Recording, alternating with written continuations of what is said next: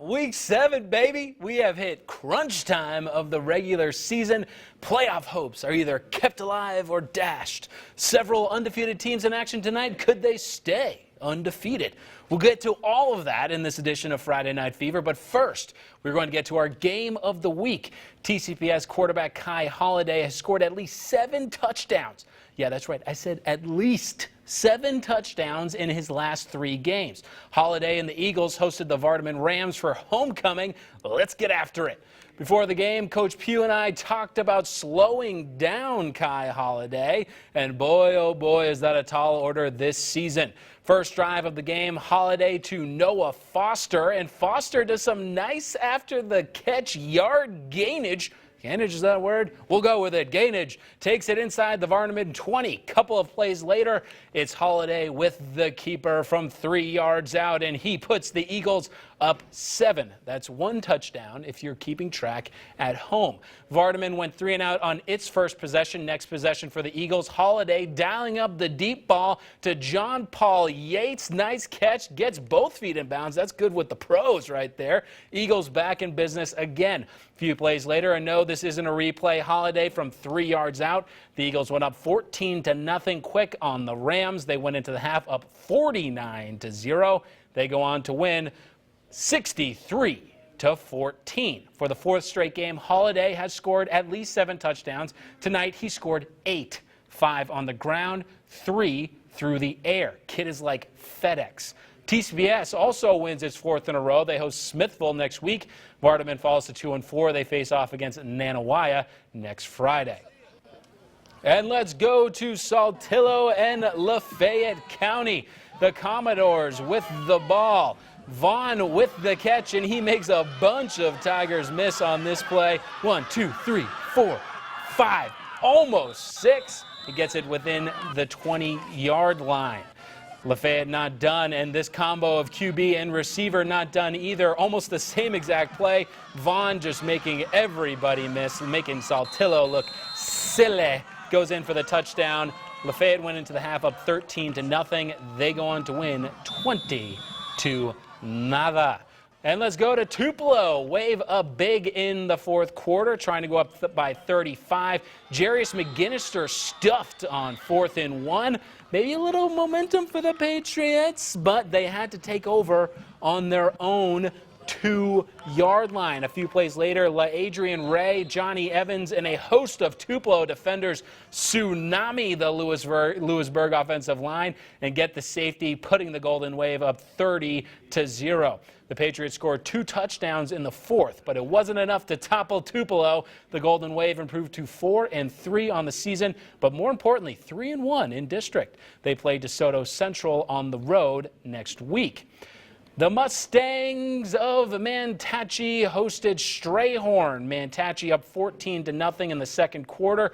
Head coach looking to add some points before the half. The Mustangs hand off to running back around the end. He gains a few yards, but the drive would stall. Mantachie's defense played solid here, and it's a major stop against Strayhorn. It's Mustang on Mustang crime here. Great tackling.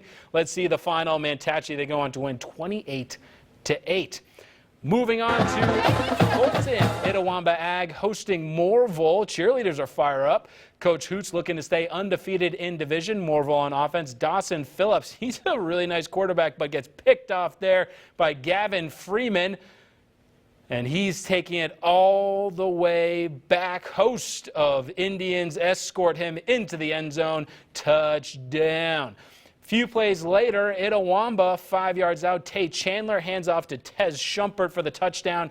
Indians go on to stomp the Troopers 41-13. Now let's go to Houston. Aberdeen and Houston, close one here right now. 14-13. Houston. Red Parker hands off to Jalen Washington, who follows his blockers. 7-yard gain. Jalen Washington, only a freshman. It's pretty good. Pretty big kid for a freshman. Now Parker rolls out, throws to Washington for a 4-yard touchdown. Gotta love when you give a player some praise and then he does a great play like that. Nice play by Washington. Houston went up 20-13. They go on to win 28-10. 13. They get back to their winning ways. Now let's go to Hatley. The Tigers hosting Noxubee County. And Noxubee County, they're a pretty good team. Hatley quarterback Markel Hunt hands off to Keller Wren and fumbles the ball, recovered by Roman Jackson of the Noxubee Tigers. And then the following possession, Noxubee quarterback Bobby Shanklin, kind of thankful that he's not a kicker. It would be a rough name for a kicker, right, John? Okay. Calls his own number, 7-yard gain right there.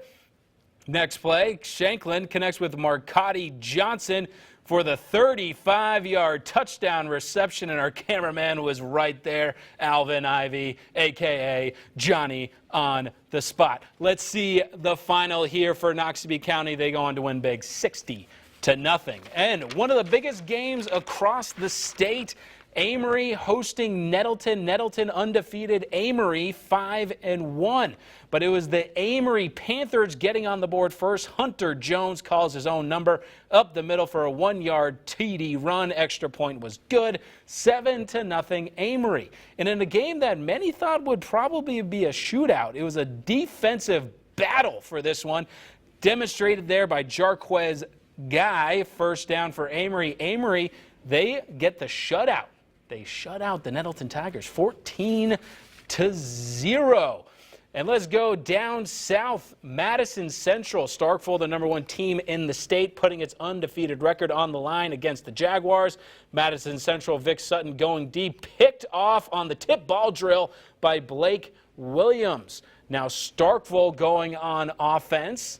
C.J. Barney flies in after the snap. Oh, and what is that, baby? I didn't pack my lunch. It's a sacked lunch. Num, num, num, num, num. Sacks Luke Altmaier. The Jaguars got some offense going as Jackson Mize breaks out for a big run. He has got some wheels. Kind of looks like a Clemson Tiger uniforms right there. Looking good. Maybe shades of C.J. Spiller.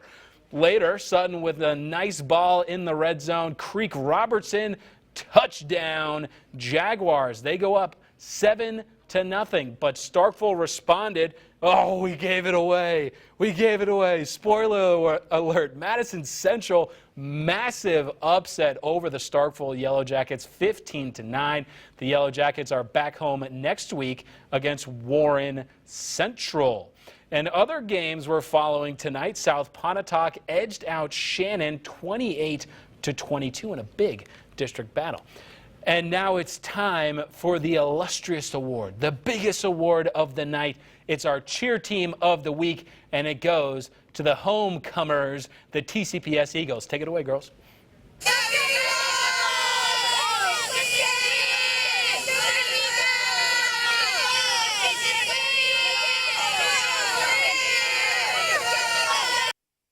The Friday Night Fever Cheer Squad of the Week is sponsored by Magnolia Soap and Bath Company. Welcome back to Friday Night Fever. I'm Matt St. Jean. The MAIS season is winding down. The second to last game of the season for the private school squads was tonight. And tonight in Columbus, a big-time rivalry game between two 5-2 teams. And our Rhea Thornton was there. Rhea, what's the sitch? Thanks, Matt. I'm here at Heritage Academy where the Patriots hosted Starkville Academy tonight in a huge conference matchup. Both teams came into tonight at 5-2, like you said, and the score totally showed it. It was neck and neck at halftime. The Vols were up 18-14. But it was all Heritage in the second half. Mac Howard slings a deep ball to Mitchell Woodard, who makes a great snag near the Starkville Academy's sidelines, which set up the Patriots for this. Howard scrambles, scans, and finds Harris Gunter, who walks into the end zone untouched to give Heritage the lead 21-18. The Vols look to answer, but on a bad snap, the ball is loose and Heritage lands on top of it. The Patriots were able to finish out tonight with the win at home, 27-18.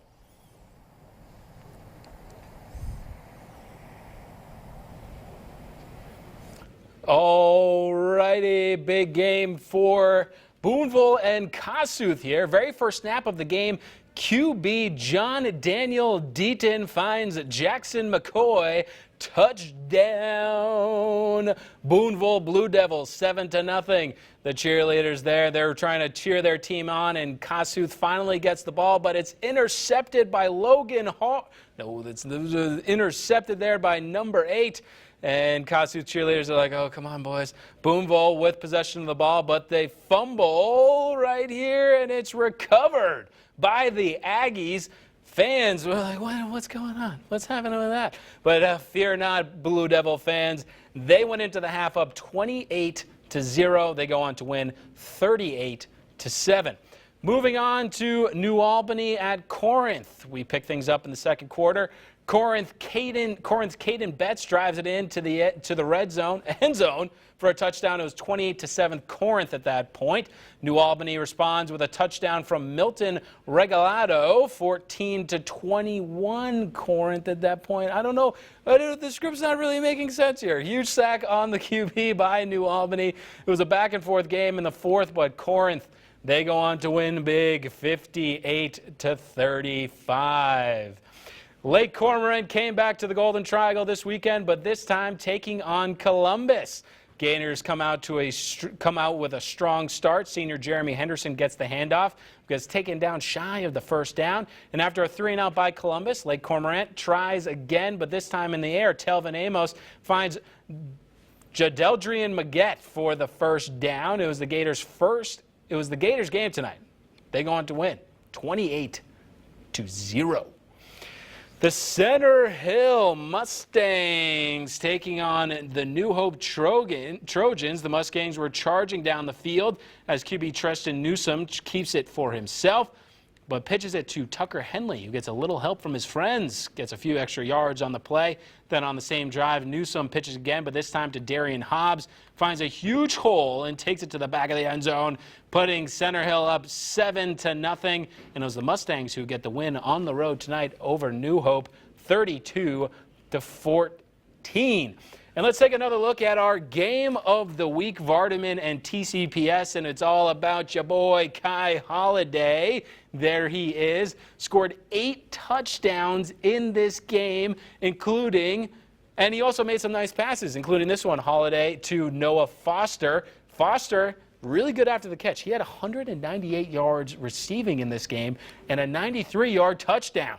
And there's Kai Holiday getting his points on the board, one of his 8 touchdowns, one of his 5 rushing touchdowns. So if you're keeping track, he scored 9 touchdowns 4 weeks ago, 9 touchdowns 3 weeks ago, 7 touchdowns last week, 8 touchdowns tonight. Do the math here. 33 touchdowns, John. 33 touchdowns in 4 games. Some teams don't score that many touchdowns in multiple seasons. Let's just keep that in mind here. So TCPS goes on to win big, 63-14. All right, do we have another game? Oh, we're going to go back to this one, a big game. Starkville, the #1 team in the state. They put their undefeated record on the line against the Jaguars of Madison Central. It started off good for the Yellow Jackets. Vic Sutton gets picked off by Blake Williams, but the Jaguars also showed off the defense. Nice blitz right there by C.J. Barney, sacking Luke Altmaier.